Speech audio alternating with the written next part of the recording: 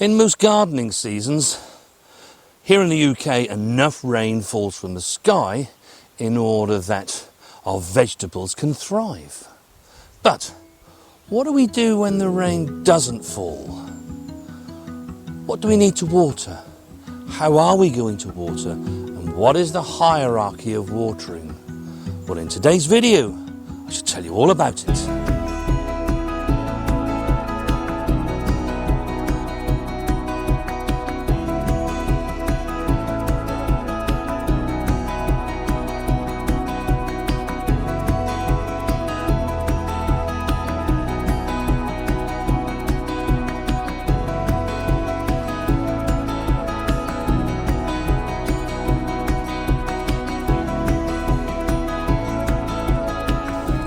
Mrs. W is away.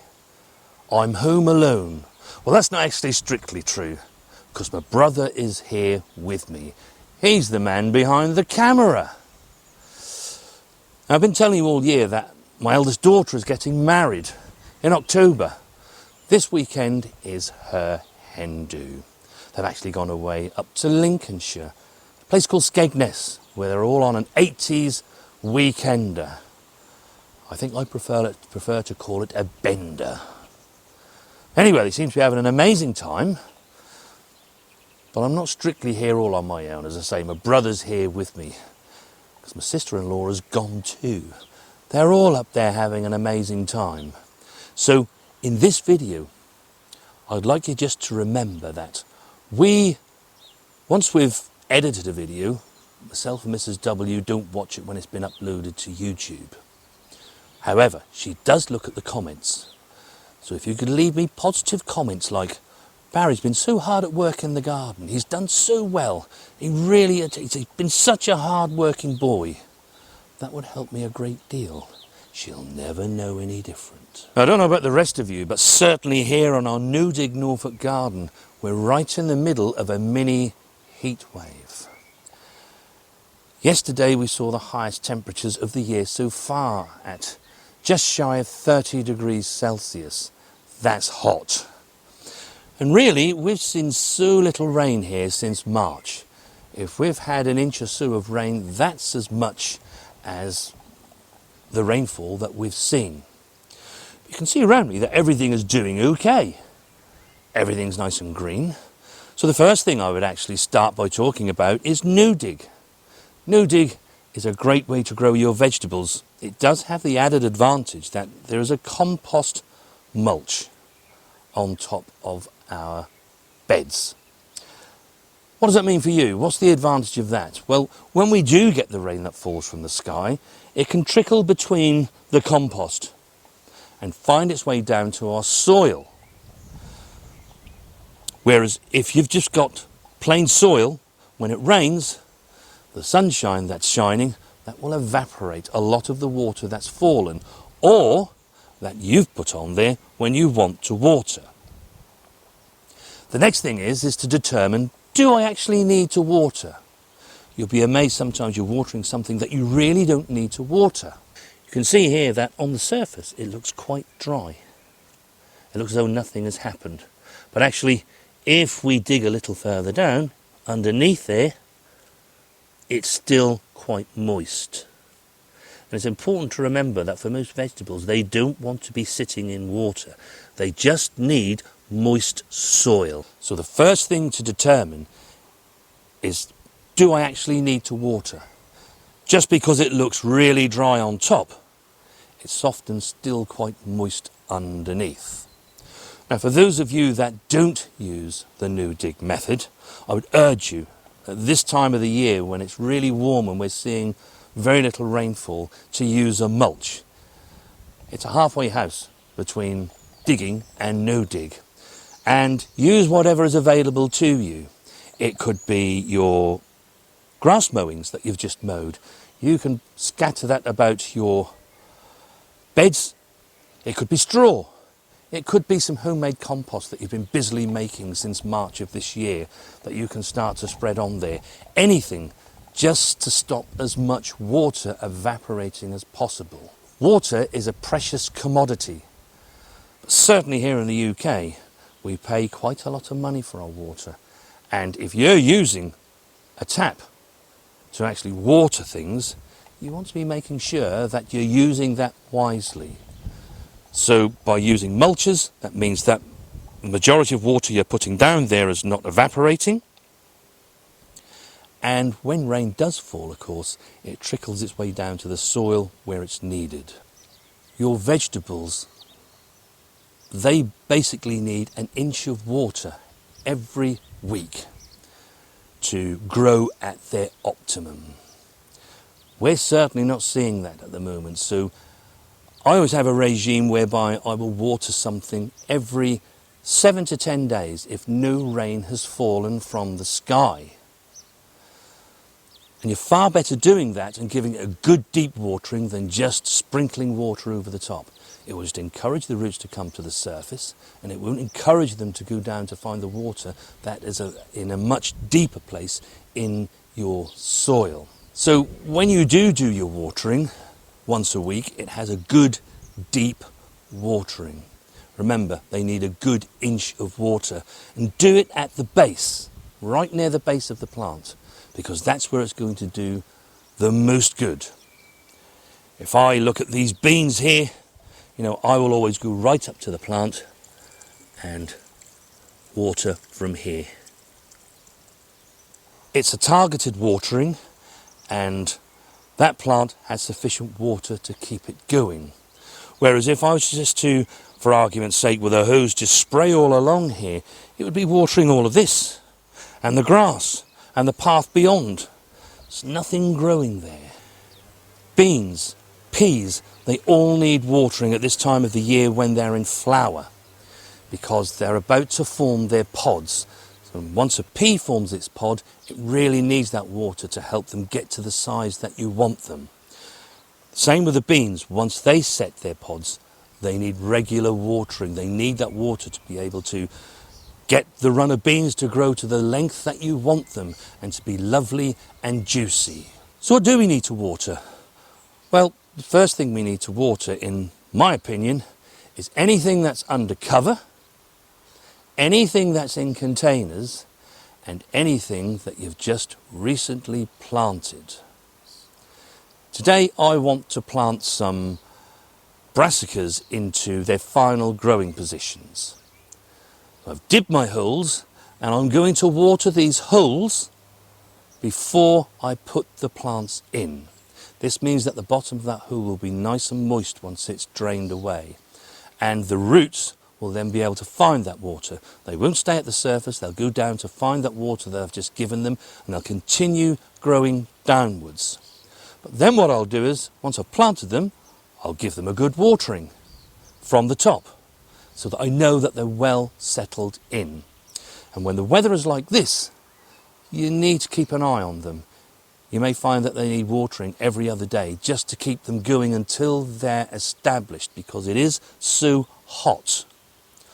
At most other times of the year, I don't bother watering them after I've planted them into their final positions. But at this time of the year, it's really important, because you can soon lose a crop. And if it becomes weak and doesn't grow away strongly, that's when Mr. Slug will come after it. Now, if you're going to be sowing directly and sowing seeds into the soil, then it's a good idea to water the drill first. Give it a good watering before you sow anything. Let it drain away, and then in that way, as you sow your seed, that's in good contact with moisture. Then just cover the drill back over and then give it another watering along the top. That should mean that those seeds have enough moisture then to get away. Another really good idea that I've seen people use to great effect is, once you have watered that drill and sowed your seeds, is to then put a plank over the top. That will help lock moisture in. I haven't found the need to at all. You can see these carrots here. I didn't put a plank over those. Germination was absolutely amazing. But if you are finding yourself struggling with the soil drying out, just put a plank over the top of them. But do keep an eye on them daily. It also serves as a secondary purpose, because what you will find is that slugs, any slugs you've got in your garden, they'll look for shelter, and the plank will be one of the first places that they'll find. So when you go out in the morning, turn the plank up the other way, find some slugs, and then do with them what you will. Now, when it comes to undercover growing spaces, hopefully you watched our 8 tips for great tomatoes. One of those tips was to establish yourself a watering regime. And undercover, your tomatoes, they want watering every 2 to 3 days. And a good watering, not just a sprinkle, a good watering. But you may find at this time of the year you need to up the ante. You may well find that they'll need watering every other day. And if this blistering heat continues for the next week or two, it may be that you need to water those every day. The plant will always tell you, your finger will always tell you if you insert it into the ground, just to see how moist it is underneath. The best time to water is first thing in the morning. If you water first thing in the morning, the plant has the opportunity to take up that water and do really good for it before the main heat of the day. It also saves a lot of water evaporating because it's that much cooler. The next best time to water is late afternoon or early evening, if that suits your schedule. But in all honesty, if you have to water at another time of the day and you're going away, just do it. It's better they have some water than to go without water. Your plants will really struggle if they don't get that water. The onions you can see here, they're really starting to swell up now. We're approaching midsummer, and that's when they do the majority of the bulbing up. Now, my onions, I hazard a guess, I'll be harvesting those the second half of July. So by the time we get to the second week in July, I will ease right up on the watering. The next group of plants where it's important to water and where it's at its most advantageous is anything that is in harvest. I've got a Calabrese broccoli here. It's about a week away from me harvesting it. So it's worth giving it some water because it will help that to swell and get a nice big head. And then just remember when you're watering, do try to use a watering can whenever you can. A hose is an amazing invention, and it's lovely to use the hose. You might think, yeah, that's a good thing to use to get plenty of water about. But the pressure rate from the hose by the time it gets to the end of it and through the gun is much less than the pressure that will come out of this watering can when I now water. The other thing is that in most cases the spray will be going everywhere. You can see I've already had 2 harvests here, so it's no good watering that. There's nothing growing there. Most of these plants, they need their water in the root zone. That's where it's going to do the best. It's difficult to do with a hose, but with a watering can, I can just get to the base and I can give that a good drink of water.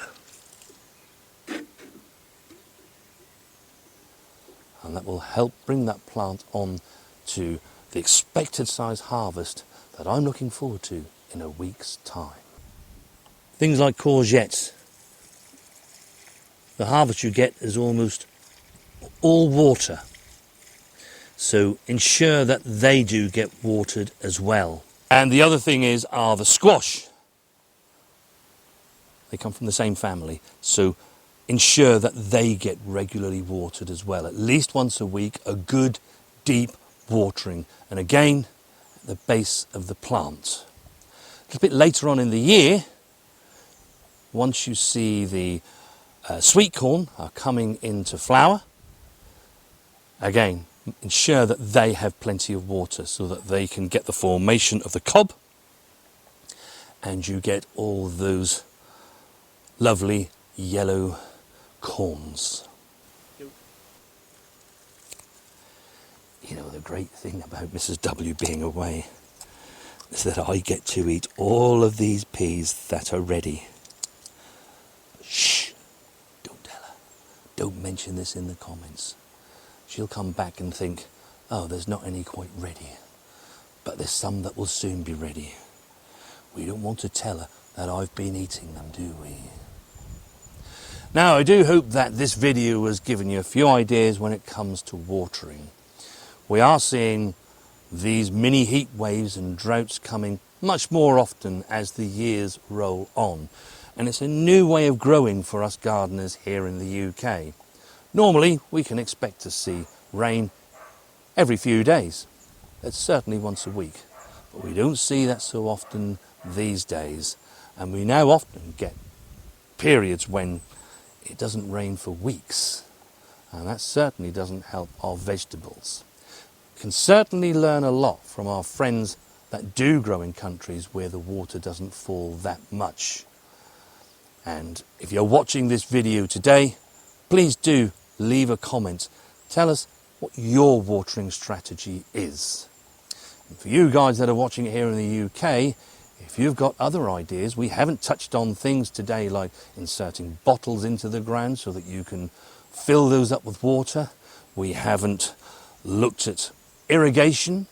Irrigation is another way that you can actually water your plants and water them efficiently. Do let us know what your experience is and what you do to ensure that your plants have adequate water. If you like this video, do give us a thumbs up and don't forget to hit that subscribe button so that you know whenever we upload a video and you have access to our tips and tricks that we give you to be able to grow great vegetables. And if you would like to know how you can convert your garden over to No Dig, then watch this video next. And remember, healthy soil means healthy plants. That gives bigger harvests. We shall see you on the next one.